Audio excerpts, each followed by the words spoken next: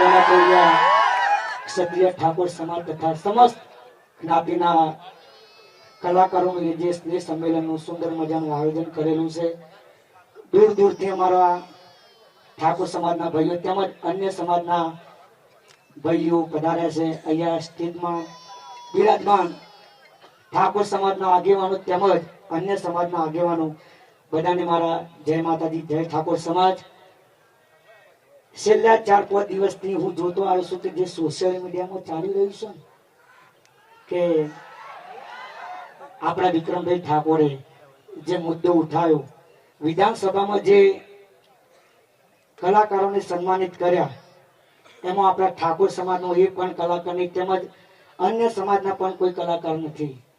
એટલે અમારા મોટા ભાઈ ગણો, અમારા સુપરસ્ટાર વિક્રમભાઈ ઠાકોરે જે આપણા કલાકારોને ન્યાય માટે જે મુદ્દો ઉઠાવ્યો છે, તો હું વિક્રમભાઈની સાથે છું. મારા બધા કલાકારો વિક્રમભાઈની સાથે જ છે.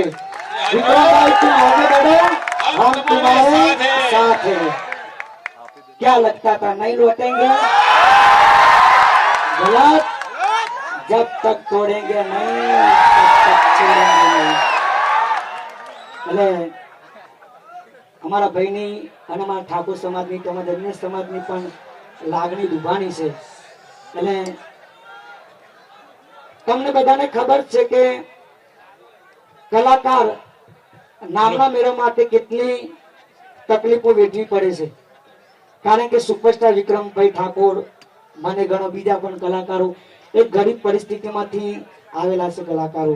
મને ખબર છે સ્કૂટર લઈને ભાઈ જ્યારે સ્ટુડિયોમાં મ્યુઝિક ભરવા દેતા, વાંસળી વગાડ, કીબોર્ડ વગાડવા, ત્યારે તો સિંગિંગ નતા કરતા. મારી વાત કરું, જ્યારે પહેલા પ્રોગ્રામ કરતો ને ત્યારે સાઈડમાં પ્રોગ્રામ કરું, સાઈડમાં સીડી નું કાઉન્ટર કરું. કોક સીડી લઈ જાય તો 2-4 પ્રોગ્રામ અમને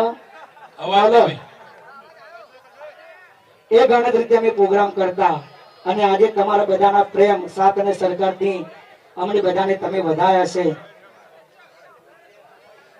આહા, ફરીથી વંશમાં અત્યારે આ ટ્રેન્ડિંગમાં પણ ડાયલોગો ચાલે છે મારા. જ્યાં તમારા પગલા નથી પડ્યા એ પેલા તો અમે રાજ કરી બેઠા છીએ. क्या लगता था नहीं लौटेंगे? गलत. जब तक तोड़ेंगे नहीं तब तक छोड़ेंगे नहीं. વિક્રમભાઈ, તમે અમારા કલાકારો માટે જે અવાજ ઉઠાવ્યો છે